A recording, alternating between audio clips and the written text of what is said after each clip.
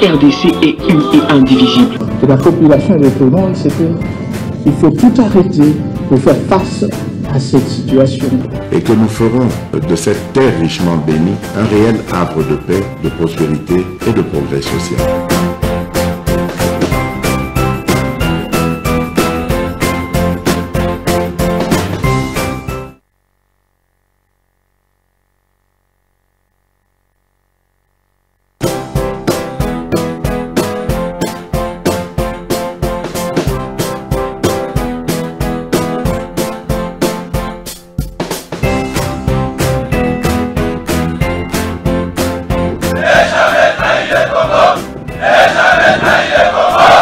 La RDC est une et indivisible. Et la population de tout le monde, c'est qu'il faut tout arrêter pour faire face à cette situation. Et que nous ferons de cette terre richement bénie un réel arbre de paix, de prospérité et de progrès social.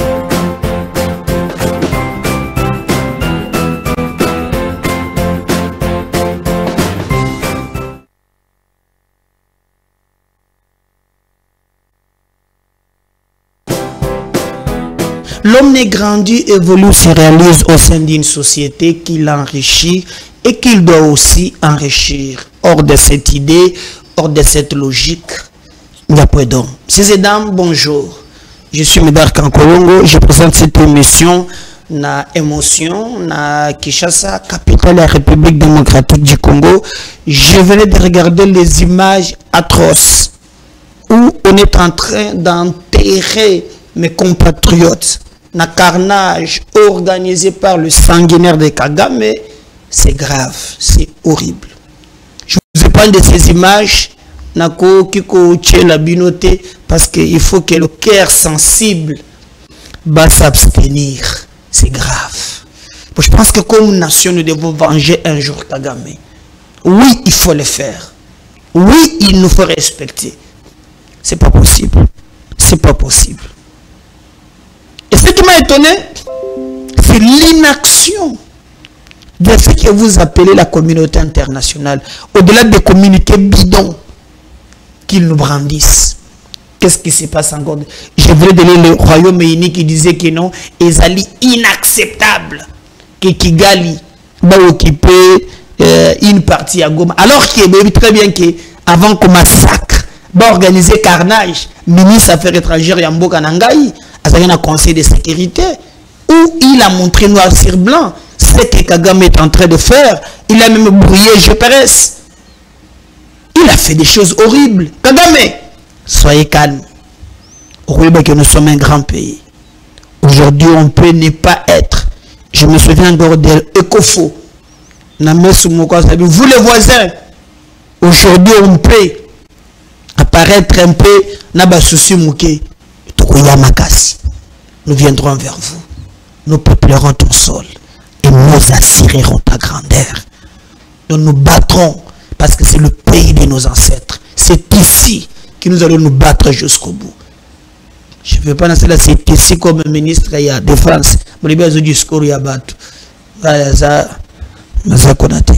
Mais un peu choqué. Il y a comment et lobby. Vous avez choqué Nayoki.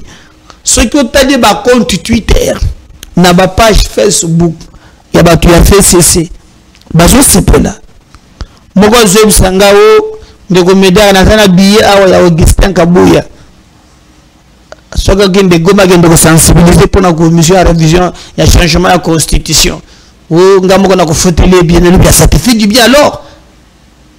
Aux autres c'est là. Aux autres c'est là. Ah, Congo Mboga Nangai, la passe. Et j'ai compris que tout ça seul.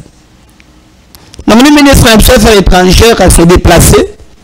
Et que Tanana, ce ministre européen, ce le Koutawana, à ce français, il y a Milaïe, mais au finish, Bayebi ce qu'il prépare contre notre pays. Donc, ils allaient vraiment, les Kambo Yako Kamwa. Oui, c'est le Kokamusa bat moi mingi. Alors, de Moutouako pas lobby, depuis le bébé Pesali, docteur Denis Mukwege, réparateur Yaba Mama. il pas à lobby pour être makambo d'abord alingi d'abord que ce que vous appelez communauté internationale ba lukalo lenge nini ya kokata d'abord aide oyo bazopesa manduki na Kagame bakata d'abord et puis bakata pesi ba piste ebele na oyo ezotala makambo wana. Donc Mukwege lobi il ne comprend pas mais bango de pesa le prix Nobel de la paix. Donc prix Nobel ezali bango moko baye ba armée Rwanda a violé ba mère na biso a bebisi bango après yo réparé bango ba pesi ko yo ba trophée t'es Mindele. Donc c'est pas aujourd'hui. C'est clair Kagame ne peut faire la guerre. Comme à Tozo le Bao, Balobi la zone de santé de Panzi frappée par la malnutrition, plus de non, weza mususu na Kongo bato bako finanzal 70 nous en battre la kaka. Donc beaucoup monde que tango bato bazali ko réclamer alors bango bato bazo financer Kagame a bomi ba violé après Mukwege a réparé après on va passer prix Nobel. Mais hier moko siko ayebisi bango ke boluka bokata kopesa Kagame mbongo d'abord obo pesa kaye pour la formation armée pour Kagame azana manduki oyo nalanda MONUSCO azolo manduki Kagame azana ngo M23 manduki wana autant que na boma le bazolo na boma na tango tozoko na zama ochoma cha mwambui. Donc ezali penza ya makasi. Ça c'est les Nations Unies. Oh babali bazo bangisa biso bo Kagame M23 ezana boy lelo Mukwege azolo bango bazali ko kayete. Donc après bako na ba prix pona baluka ndenge nini bazali ko pesa. Donald Trump à la mokina tongolo akangi isaide. D'abord les États-Unis ba signé ba se retirer nani ya droit de l'homme. Boyebi qu'Afrique du Sud Kagame bandoko senga wo balongola ba soldat na bango na landina mwana wo ya Museveni Congo oyo bakusakana nango Congo mboka na ngai mwana Museveni azole bawo toki oyo ya des mercenaires na Uganda toko kanga bango lisusu mboko ndo sakani nango petit nanga toko ya tozo un lion blessé toko ya toko bundela Congo Afrique du Sud a lobby pona ye amoni lolenge makambo ezole ka sur terrain ezali inadmissible po bato oyo baza obligé penza ya kosala makambo bazo senga ya longola ba militaire akolongola te et à ce même tweet moko lobby ye baza reconnaissant moment bango pe baza na difficulté na makambo ya indépendance na bango biso Kongo pe tosunga bango yango bango bakotinda kaka ba militaire ya SADC bakobunda côté ya ba militaire congolais. Alors babando ko bendana na États-Unis lobi wo yo ko za munoko zo kate to kati yo mboyo sotinde la kayo. Alors qu'on va vous aller baki kata na yo der mbongo botinda kawana izaka pona kulite na VIH sida le reste tout cela kanango loko mukote. Allez-y comprendre. Au moins chinois na lebete ke bobeta mais soko tata na chinois na mulili pese ka bonjour. Pour violence ça mabe pese ka bonjour. Na ba chinois oyo. Baso sala professeur na mongo abisaki ngaki l'État n'a pas d'amis ni d'ennemis. L'État n'a que des intérêts.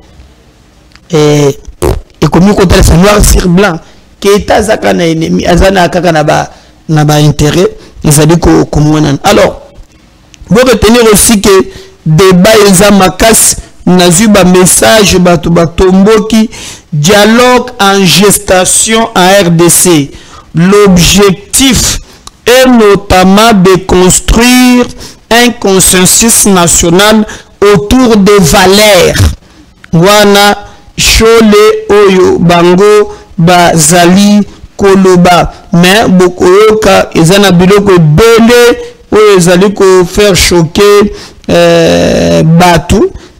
Ezali par exemple l'Union européenne et Yoki, mais Batu Bazoloba. On va d'abord suivre vraiment Bande Komosus OP Basali une déclaration Tolanda Moko na Bango ezali autour de l'Assemblée nationale.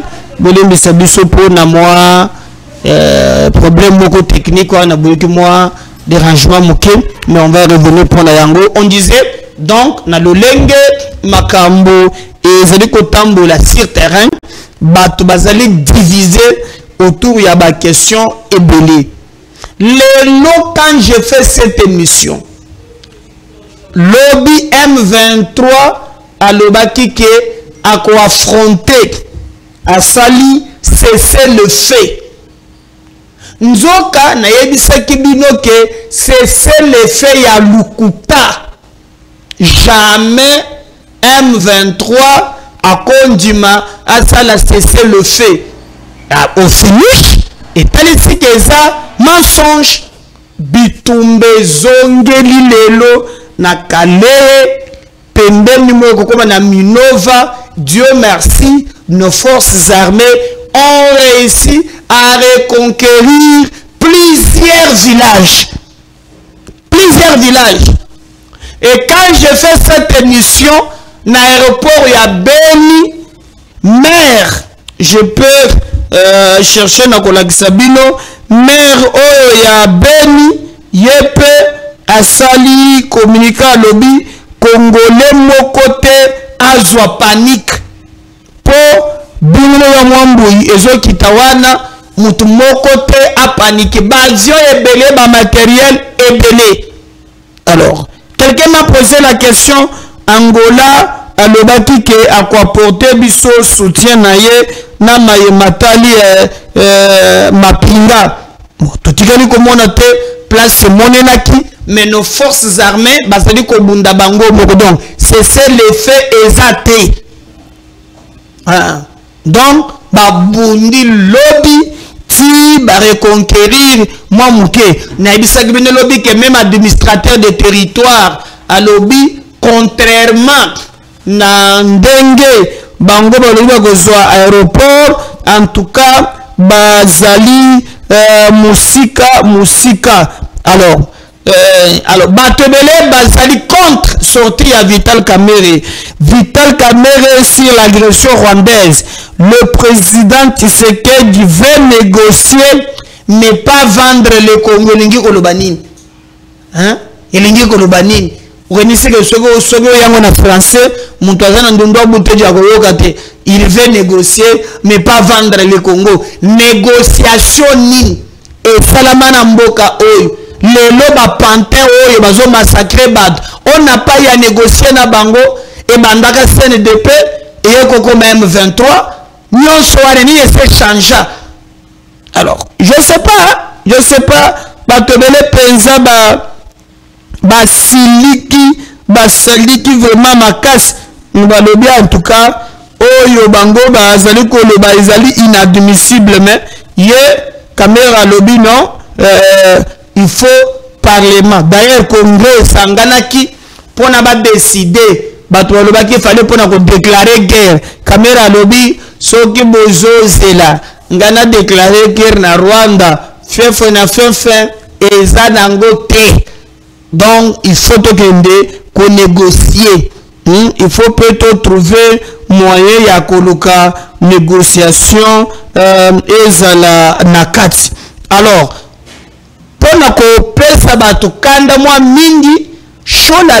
je vais vous lire le projet de dialogue national porté par la CENCO et l'ECC inclura aussi l'AFC M23, la guerre est menée par ceux qui ont pris les armes. Ça n'aura pas de sens de le mettre à côté et d'espérer retrouver la paix sans eux. Ah. Il y a le français, Pascal va comprendre le français. Alors, Mukano Oyo, Yamasolo, Oyo ba catholique, on a battu à mission bazui, Nakati na yango, P, AFC M23, bakoze la paix Nakati. Yoka raison Oyo Shola, alobi, Bitumba, bazali kosala yango, nabaye Oyo bazui manduk, ekozala na lolenge mokote, soki, bango bayena bimasolo wana te kasi na sima tozela ke tokozwa kimia donc pona shole esengeli ke bango baya pe na masolo na kati ya masolo nde bakotrouver solution. Alors ba congolais bele ba boyi balobi bamoni dio ya kamere na shole eza clarté.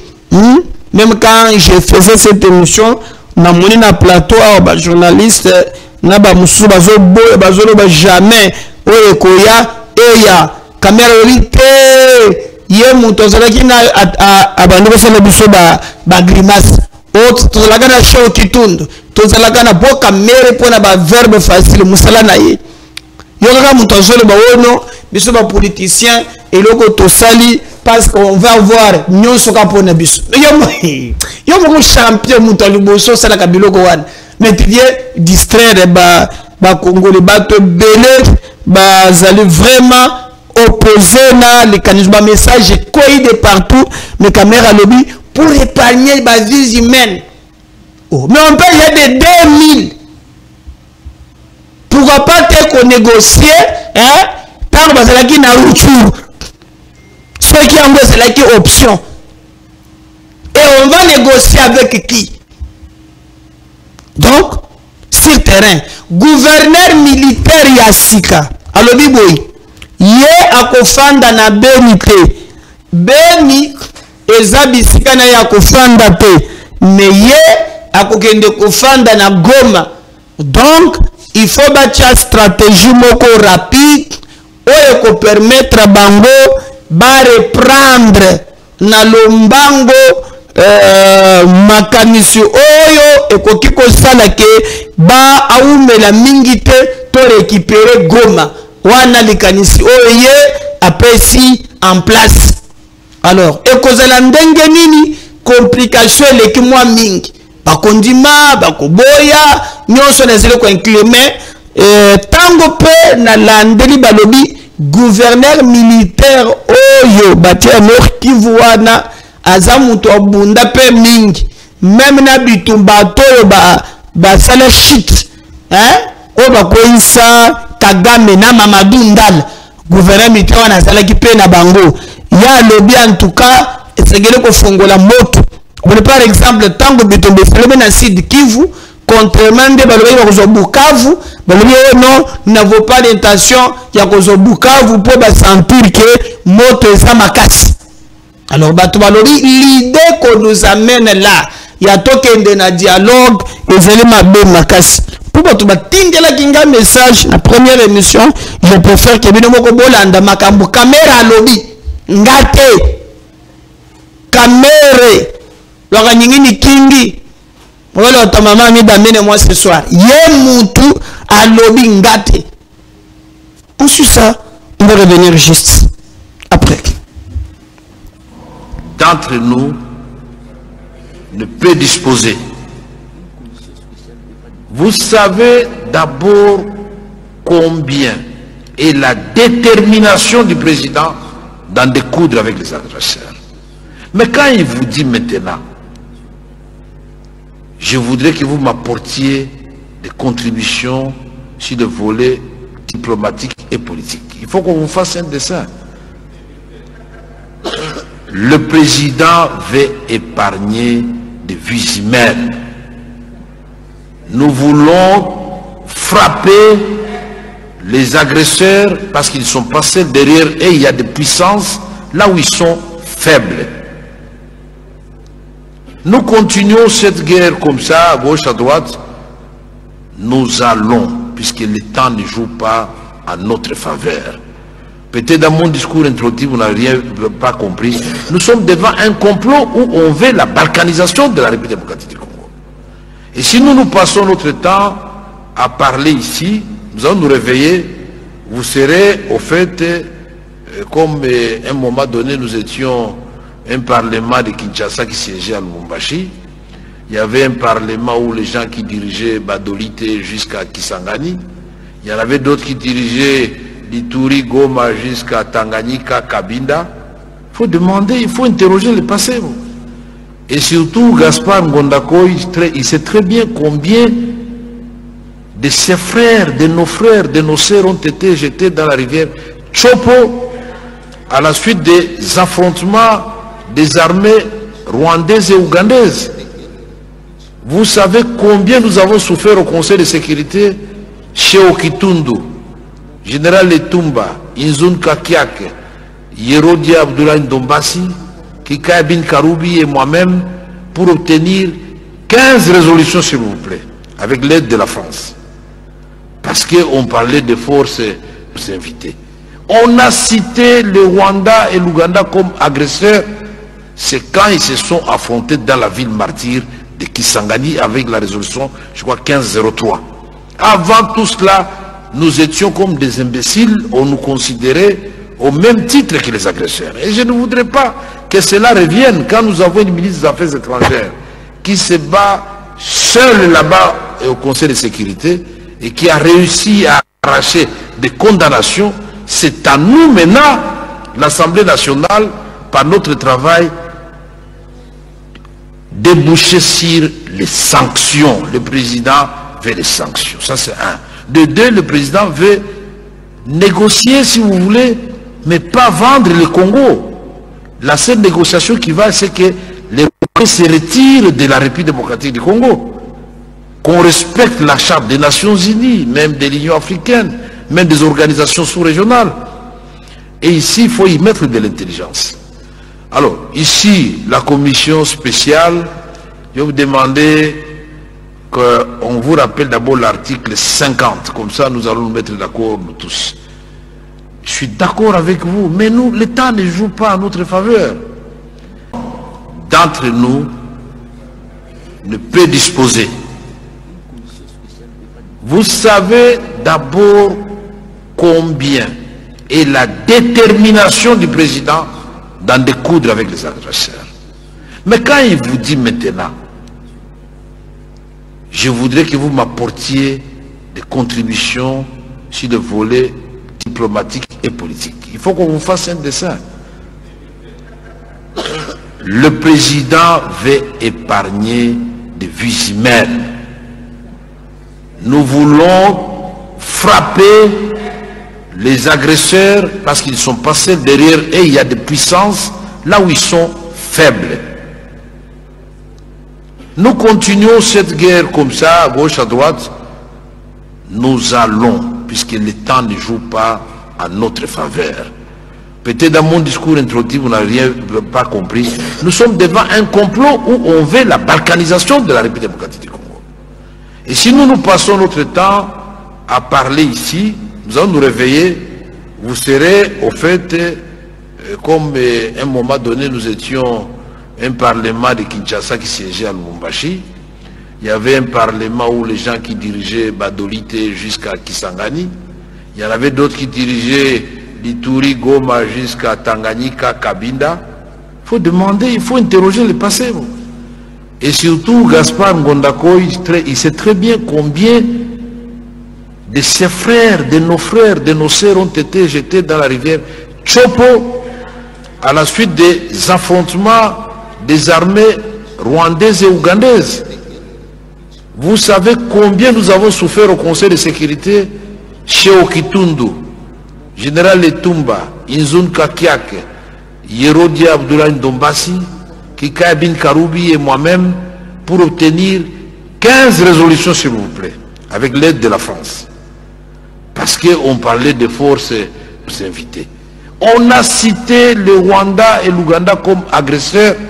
C'est quand ils se sont affrontés dans la ville martyre de Kisangani avec la résolution, je crois, 1503. Avant tout cela, nous étions comme des imbéciles, on nous considérait au même titre que les agresseurs. Et je ne voudrais pas que cela revienne quand nous avons une ministre des Affaires étrangères qui se bat seule là-bas au Conseil de sécurité et qui a réussi à arracher des condamnations. C'est à nous maintenant, l'Assemblée nationale, par notre travail, déboucher sur les sanctions. Le président veut les sanctions. Ça, c'est un. De deux, le président veut négocier, si vous voulez, mais pas vendre le Congo. La seule négociation qui va, c'est que les Congolais se retirent de la République démocratique du Congo. Qu'on respecte la charte des Nations Unies, même de l'Union africaine, même des organisations sous-régionales. Et ici, il faut y mettre de l'intelligence. Alors, ici, la commission spéciale, je vais vous demander qu'on vous rappelle d'abord l'article 50. Comme ça, nous allons nous mettre d'accord, nous tous. Je suis d'accord avec vous, mais nous, l'État ne joue pas en notre faveur. D'entre nous ne peut disposer. Vous savez d'abord combien est la détermination du président d'en découdre avec les adversaires. Mais quand il vous dit maintenant, je voudrais que vous m'apportiez des contributions sur le volet diplomatique et politique. Il faut qu'on vous fasse un dessin. Le président veut épargner des vies humaines. Nous voulons frapper les agresseurs parce qu'ils sont passés derrière et il y a des puissances là où ils sont faibles. Nous continuons cette guerre comme ça, à gauche, à droite. Nous allons, puisque le temps ne joue pas en notre faveur. Peut-être dans mon discours introductif, vous n'avez pas compris. Nous sommes devant un complot où on veut la balkanisation de la République démocratique du Congo. Et si nous passons notre temps à parler ici, nous allons nous réveiller, vous serez au fait, comme à un moment donné, nous étions un parlement de Kinshasa qui siégeait à Lubumbashi. Il y avait un parlement où les gens qui dirigeaient Badolite jusqu'à Kisangani. Il y en avait d'autres qui dirigeaient l'Ituri, Goma jusqu'à Tanganyika, Kabinda. Il faut demander, il faut interroger le passé. Et surtout, Gaspard Ngondako, il sait très bien combien de ses frères, de nos sœurs ont été jetés dans la rivière Chopo à la suite des affrontements des armées rwandaises et ougandaises. Vous savez combien nous avons souffert au Conseil de sécurité chez Okitundu, Général Etumba, Inzun Kakiak, Yerodia Abdoulaye Ndombasi, Kika Bin Karoubi et moi-même pour obtenir 15 résolutions, s'il vous plaît, avec l'aide de la France. Parce qu'on parlait des forces invitées. On a cité le Rwanda et l'Ouganda comme agresseurs. C'est quand ils se sont affrontés dans la ville martyre de Kisangani avec la résolution, je crois, 1503. Avant tout cela, nous étions comme des imbéciles, on nous considérait au même titre que les agresseurs. Et je ne voudrais pas que cela revienne quand nous avons une ministre des Affaires étrangères qui se bat seule là-bas au Conseil de sécurité et qui a réussi à arracher des condamnations. C'est à nous maintenant, l'Assemblée nationale, par notre travail. Voilà, j'espère que Wana Bolandi et Zali Vital Kamere pour trancher quand même un débat à Wana. J'ai eu aussi beaucoup de questions. Il fallait déjà marquer Abima Banda dimanche. C'est le approche naïe. Batruto Mususu Batalage déjà na prison ya Makala Wana. Bakomaki déjà plein na prison ya Makala. Mususu Bakomaki déjà Nangambu Mususu Bipai na Bipai Batunyoso Batelemaki. Alors les histoires tellement. Qu'est-ce qui fait que Jean-Marc Abimate, il fallait ça la lundi pour dimanche, c'est qui banine administrative. En tout cas, moi, je vais rester quand même correct pour ne pas divaguer. Alors, tu as vu moko ya bato na ye oyo azalaki peza na nzela ya communication bolanda qui nous explique pourquoi Jean-Marc abimi na présenté TV Radio T. On suit ça, on revient juste après. Mes très chers compatriotes, bonjour. En tout cas, Nazali tellement estomaqué de comprendre que apparemment régime ezali koloba makambo deux fois. Le chef de l'État dans l'adresse nae alobi awa ete azali na posa unité nationale, azali na posa cohésion nationale suite makambo o ezali koleka na est ya mboka na biso. O biso nyonso tozali na pasi na mitema. Il a eu aussi à signer une série d'ordonnances portant mesures de grâce pour être babimisa batu nyonso o déjà ba purger un quart ya peine na bango na niveau ya prison centrale ya Makala pe ba o nyonso bazali ko remplir ba critères o esengeli na grâce présidentielle wana. Kasi likambo kamwa uta bazo décision wana jusqu'à aujourd'hui, on nous a dit que le président Jean-Marc Aboum devait être libéré la semaine passée et simbité toye lundi et simbité toye mardi et simbité. Qui bloque ce dossier de l'honorable Jean-Marc Aboum? Nani azali na posa kimia ezala na mboka te parce que nanzela de crispation politique, nanzela ya koyokana entre les uns et les autres, ne kimia kozonga na mboka na biso Congo. Alors, tozali ko lancer appel na ba nyonso bazali impliqué pour être dossier oyo et ba toujours ko traîner, tozali ko kebisa bino pour être bozali ko linga mboka te, bozali ko linga kimia te ezala na mboka. L'honorable Jean-Marc Aboum jusque-là demeure otage politique. Il y a un régime oyo et ko simbate parce que la décision était déjà prise bien qu'il est innocent. Abima nanzela grâce présidentielle oyo ezali pe constitutionnelle. Tozali ko kebisa, tozali ko lobete sengel na biso ko linga mboka pe décrispation politique et salema pour te kimia et zonga na mboka na biso. Merci beaucoup. Mes très chers compatriotes, bonjour. En tout cas, Nazali tellement estomaqué de comprendre que apparemment régime ezali koloba makambo deux fois. Voilà. J'espère que Binomoko Bolandi donc makambo ya Jean-Marc na kotia commentaire te. Chilombo alingi tokenda armée famille na ye movezo gende nano te mwana na ya kende mwana suka na bango. Yo okobalancer bu photo moko bazaje kwa na mama Denise moko bazana Fatina moko azana armée. Oh, je crois qu'on vient à Seboye, hein? Je crois quand je parle beaucoup moins dans la complicité, il y a Gédon Azakuna. Maintenant, botin de la suko ba détracteur, hein? Ba o ba lobaki pour ba décourager ba tuba kende na armée. Est-ce que montonane ya famille na ye asi akei armée?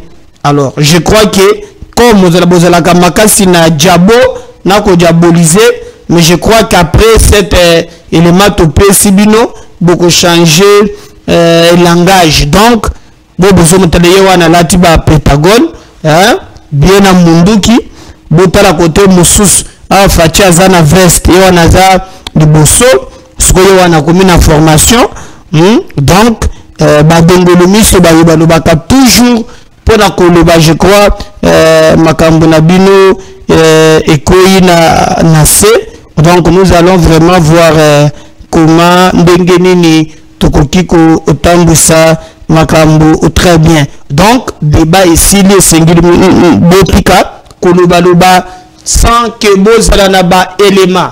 Les lois nazo désannoncé émission ce qui a vidéo ane sili c'est que émission peut sili. Historique, il y a M23. Du Botswana, tu l'as dit, mais Boland, c'est quoi Boyoka, vérité à Kagame. On suit ça, et après cette vidéo, tout le monde a une émission, on suit ça. Nous, on était naïfs. Nous avons que M23 pour nous benga na Kabila, yango nandiba qui on va recruter ngai. Nous sommes à Bukavu. C'était le 3 mai 2011. Bae komona ngai. Mutoye komona ngai professeur Mbonekube on a banotangisa na université nae. Nazaki assistant na université nae. OK. Ae komona ngai na leki nae Faustin Kahule Mirindi. Oh, t'as COP. Or, place dans autant que c'est l'université, comme on a ISM. Ils ont une université, c'est Institut supérieur. Institut supérieur de management. Et ça, en face, c'est une école belge dans Bukavu. Ben, si on va délocaliser en haut, et comme il côté à Place Moulamba. Ah, Barwandais, parce qu'il y a un autre qui s'appelle Barwandais. Parmi ces Rwandais-là, il y a un cousin à Bosco Ntaganda, Daniel Kaferege. Oui, ils ont des bongo, to qui Kigali, ba briefer bino, kopeza bien, il faut to benga Kabila, biso to tiaïwana, il faut to longola, azo respecter sous engagement na bisote, et azo pesa sur Rwanda ba nema neto yo kanaiti. Toke Kigali ngai na Faustin Mirindi. Pendant ce temps, ZBD Shikito, Maïmaï Shikito, bango bake Bujumbura, bake zela biso na Bujumbura, na Chibitoke.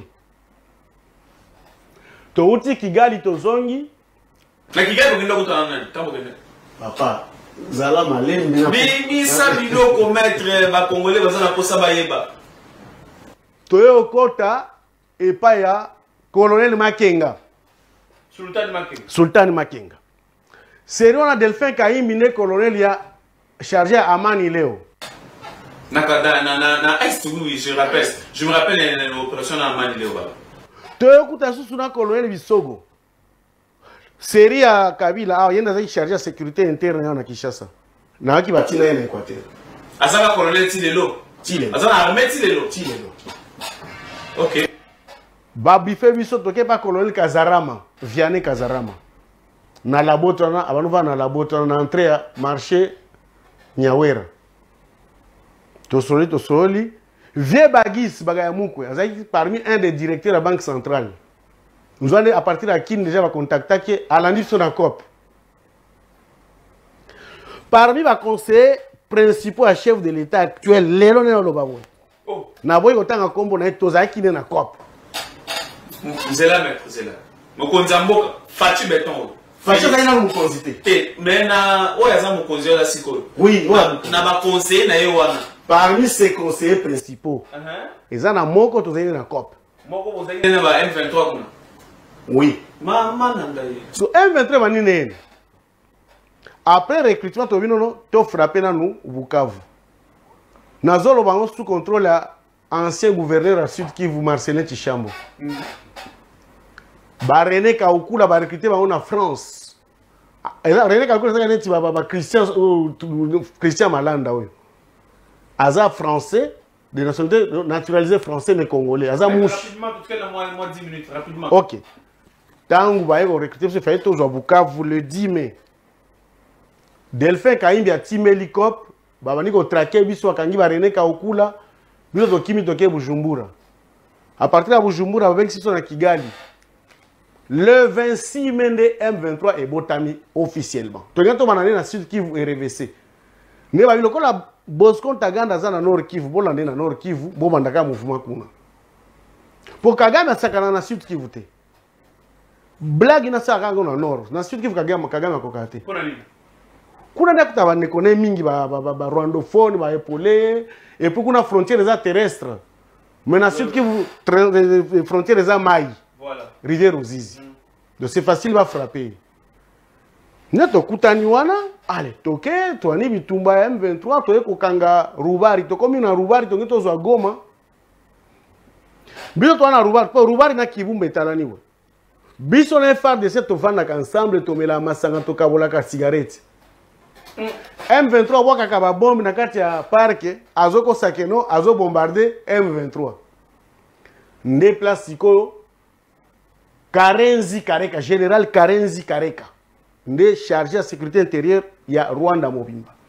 Yenda bane komela biso biloko nyonso, bakisi, bambongo et consort Karenzi Kareka. Ba esi so soki lokato ngito zwa Goma. Soki biso atu bazolo bweto zi Goma. Kope aussi maté ba Congolais ba ondimate. Parce que bino ba Congolais bino nde bozwa Goma. Nde ba yopesa COP na colonel Kahasha Foka Mike. Yenda zaki mukonzi ya Mudundu 40. Bato bana résister contre Kunda na Mutebusi. Toyo zwa Goma, Goma est tombé. toke biso na hôtel Binza Forme na Goma. Wana nde toyokuta arsenal militaire oyo Hippolyte Kanambe abando bombela bandeko na ye. Voilà, 2013. 2011, papa. 2011. Oui, 2011. Mais entre-temps, il y a mon Hippolyte Kanambe, chef de l'État. Entre-temps, Azak a organisé... Mais c'est lui le propriétaire du M23 avec Kagame. Joseph Kabila. Et mukolo na yebaka ki M23 za ya ye. Nde mukolo na priya ba ngaka zeke tozo bunda po to benga na ye. Neze bul na ngai. OK. À partir du temps tozui Goma nde na yo comprendre. Zwane zakaya ye. Nde na ko tika M23 na bino na bano benga ne linku te na za na front na benga ye. Ngana conseiller principal on a chef de l'État on a boyi ko pesa kombo na ye. Tokota Burundi, tolala na hôtel Alex Extel na Bujumbura. Vous assure que le conseiller principal de l'État na M23. Papa, na zota ngelo na hôtel place tolala ki na ye. Tolala na hôtel Alex Extel, yalali na premier niveau na lali na rez-de-chaussée. Alex Extel eza na Buiza, quartier Buiza na Burundi. Infiltration ça makasi est na niveau ya. Non, conseiller spécial na chef de l'État nangai, tozali ba ignorant. Vous va quitter. Nous on croyait que tozo benga na nde Kabila. OK. Nous étions des ignorants. Nous avons travaillé pour Nakabila. Nous avons travaillé pour Nakabila. Tu vois? Tant que si on a négocié, to libérer Goma, ba petit momi balé ba beta masasi. Ba petit soda mi balé. Do mam tozo bundela yango tozo manzo tozo ne eza bilo Kabila ne tozo na petit a tellement devant Makenga. Ate ba beta masasi papa bilo mususu ayeka babi. Mon colonel na Swahili do itabu yote tuko tunaona ni juu ya Kabila petit pa mbete suma masasi des petits mbete masasi na Goma tant to komi dessiner na bae na ngai na bae na communication na obima pour na zonga na kin na comment que objet qu'on a les kabanzela na duso wana tanga na zo kende raia mutomboki to kresko raia mutomboki na bandushi na ba colonel Edmond, ba colonel Mushamuka, poto bunda siko M23. To kresko.